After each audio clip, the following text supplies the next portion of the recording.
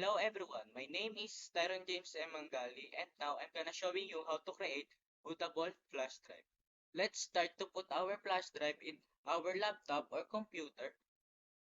After putting it, click Start menu or press Window key and type CMD and click Run as Administrator and click Yes and type this part, Enter and type list space this, Enter and select your flash drive. Select this.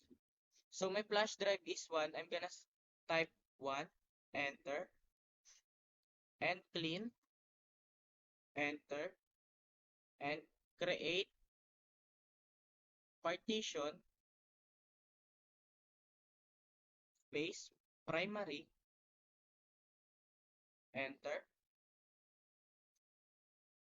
and type format space fs equals 132 space quick, enter, and wait till 100% and type assign, enter, and transfer the files, copy,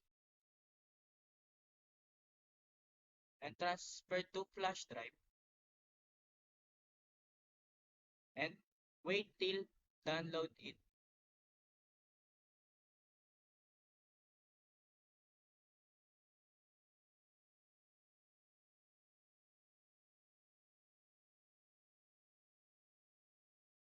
After to download it,